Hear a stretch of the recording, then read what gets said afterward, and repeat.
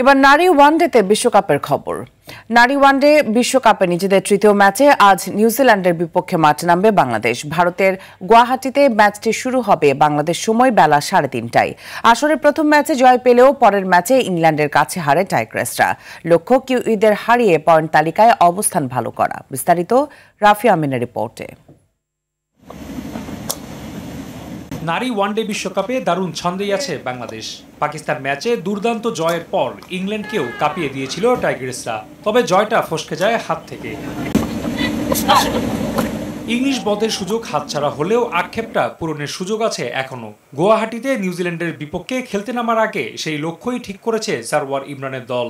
Specific ভাবে আসলে কাউকে নিয়ে আমরা করি না, আমরা অ্যাজ এ টিম আসলে কিভাবে ভালো করব, ওদের এগেইনস্টে কিভাবে আমরা ভালো বোলিং করব, ভালো ব্যাটিং করব, আমরা সেটা নিয়ে প্ল্যান করছি। আমাদের তো অবশ্যই একটা টিম প্ল্যান আছে, আমরা সেই টিম প্ল্যান অনুযায়ী আমরা আগানোর চেষ্টা করছি।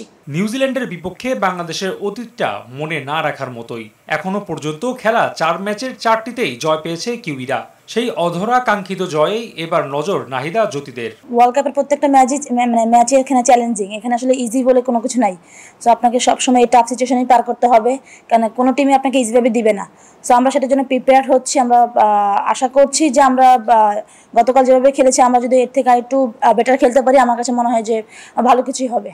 এদিকে ইংল্যান্ডের বিপক্ষে মারুফা আক্তার ইনজুরিতে পড়ায় চিন্তা বাড়ে দলের। তবে নাহিদা জানালেন স্বস্তির খবর। মারুফা এখন সুস্থ আছে, ফিট আছে, আগামীকাল ম্যাচের জন্য রেডি আছে।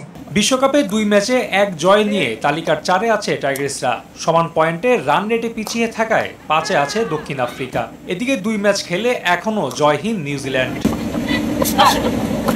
রাফি আমিন, RTV।